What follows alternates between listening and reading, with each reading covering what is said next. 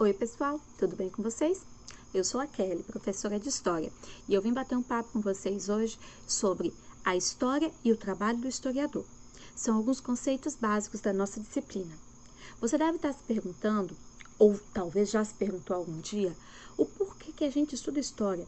O que é história? Para que serve tudo isso? Para que serve estudar sobre pessoas que já morreram, já viraram pó, sobre um tempo em que eu nem existia ainda? Para que isso? Então eu vou te explicar isso, e se você ainda ficar com dúvida no final do vídeo, pode me chamar, que eu te tiro essa dúvida, eu te respondo a sua questão, ou a gente pesquisa para encontrar a solução, ok? Primeiramente, começando sobre falar sobre o que é história. História é uma ciência, é uma área de conhecimento. Então, a história, ela produz conhecimento. Conhecimento sobre o quê? Ela é uma ciência humana, então ela produz conhecimento sobre o ser humano, sobre a sociedade, sobre as comunidades humanas ao longo do tempo.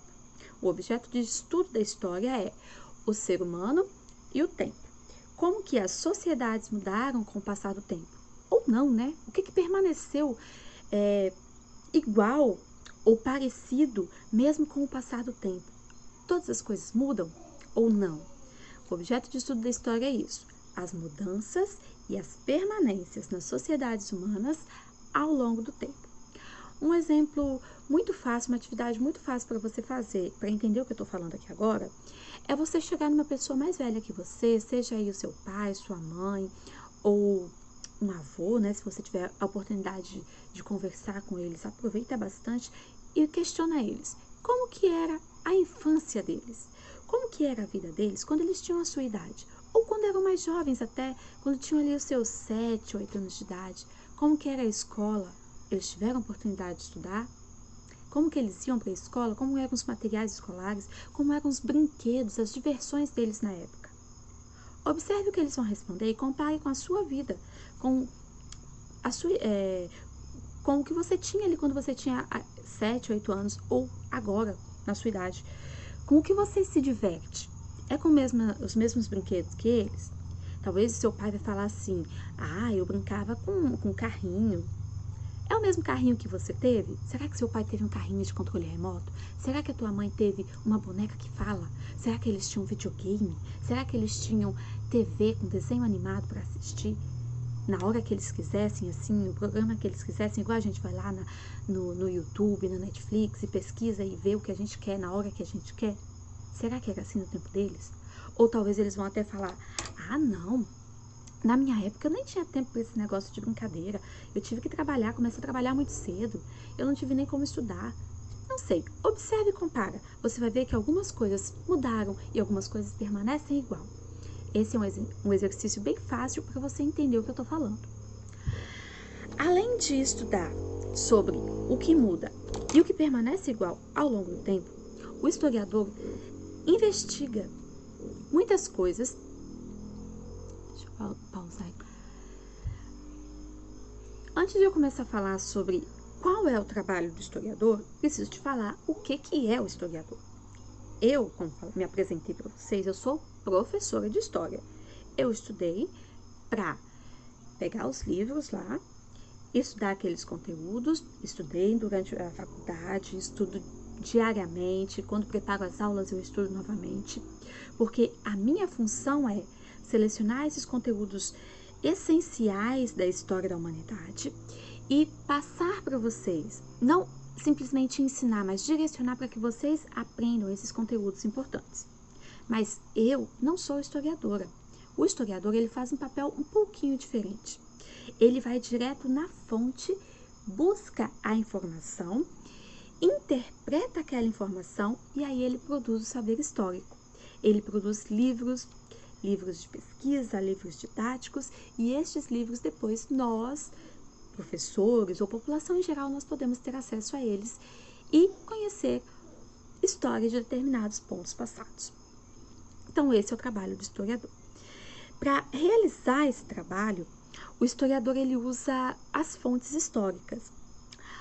Um aluno me perguntou: professor, o que é fonte histórica? E eu fiz ele pensar assim nas palavras. Sempre a minha dica para vocês é sempre pense na palavra. O que significa aquela palavra que se junta com outra? O que é uma fonte? que é uma fonte de água? É um lugar de onde sai água, não é mesmo? Fonte é um lugar de onde sai alguma coisa. Então, se a fonte d'água é um lugar de onde sai água, a fonte histórica é um lugar de onde sai... Ai, que menino esperto! De onde sai história, isso aí mesmo. E o que é uma fonte histórica? Bem, isso aí é mais fácil ainda. Ao longo do tempo, o ser humano produziu muitas coisas. Produziu músicas, construiu casas, fez pinturas, fotografias, criou histórias, lendas, né? E tudo isso que o ser humano criou ao longo do tempo pode ser classificado como fonte histórica se o historiador for lá e usar aquilo para estudar um determinado assunto. Vou dar exemplos aqui para vocês. Uma fotografia, ela pode ser uma fonte histórica. Um objeto, uma roupa, um livro, tudo isso é fonte histórica.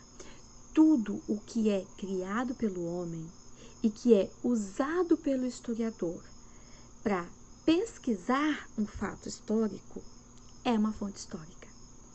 Não necessariamente precisa ser algo antigo, tá? Não precisa ser algo velho, pode ser algo novo.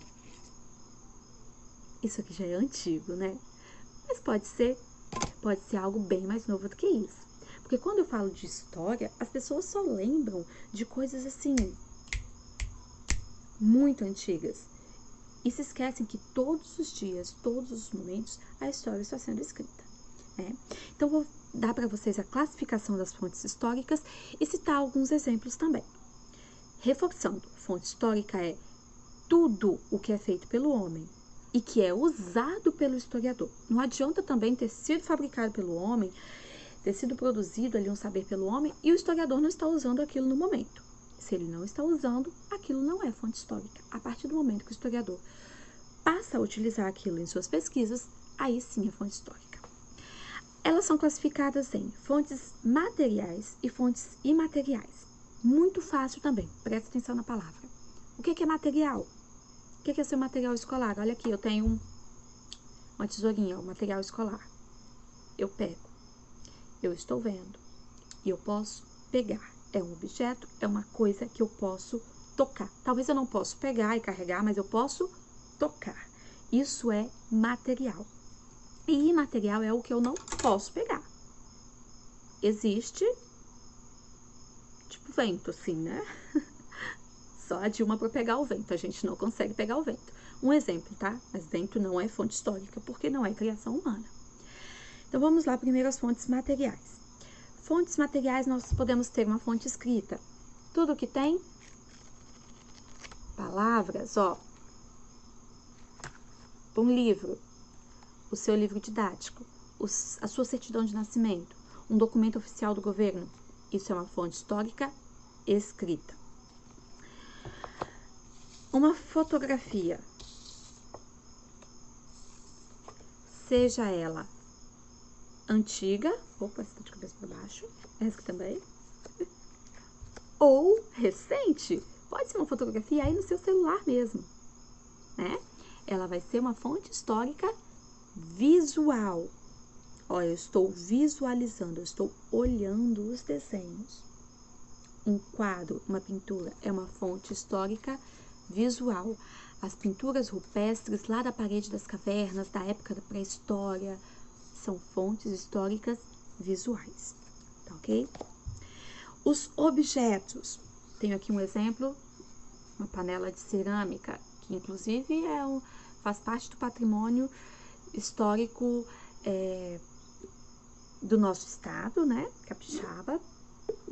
A panela de barro, ela é uma fonte histórica da cultura material. Eu posso pegar tudo que é objeto ou construção ou roupa, ela vai ser fonte da cultura material. Tudo que for desenhos, imagens, é fonte visual, eu estou vendo. Tudo que for escrito é fonte escrita. As fontes imateriais, elas são geralmente fontes orais. Trouxe o exemplo aqui do CD. As músicas, elas são fontes orais. Eu não posso pegar a música. Eu posso pegar o CD. O CD é uma fonte da cultura material. É uma fonte, eu posso pegar. Mas a música, eu só posso ouvir. Então, a música é uma fonte imaterial. Uma lenda. Pode ser que lá a lenda do Boto Cor-de-Rosa esteja escrita num livro. Eu posso pegar o livro, mas a lenda eu não posso pegar. Ah, sabe aí? Você não fez essa atividade que você foi lá e perguntou ao seu pai, sua mãe, sobre como que era a infância deles? Aí eles contaram pra você? Isso aí é uma fonte oral. É um relato, uma entrevista. É uma fonte oral. Então, isso são fontes históricas. Acontece que cada historiador, ele pode ter uma conclusão diferente sobre essas fontes. Né? Ele vai ter uma interpretação em cima da fonte. Eu vou olhar para uma fonte e eu vou entendê-la de uma forma, de acordo com a minha vivência. Por exemplo, um historiador que viveu lá no ano de 1800 e bolinha, e um historiador que vive hoje, em 2021, eles vão ter percepções diferentes, mesmo se eles analisarem a mesma fonte histórica. Porque eles vão estar vivendo em uma época diferente, eles vão ter experiências diferentes, então eles vão enxergar informações diferentes. Por isso a gente acaba dizendo que nós não podemos bater o martelo na história como com verdades absolutas. Eu não posso falar, isso é fato, isso é certeza, tudo são interpretações.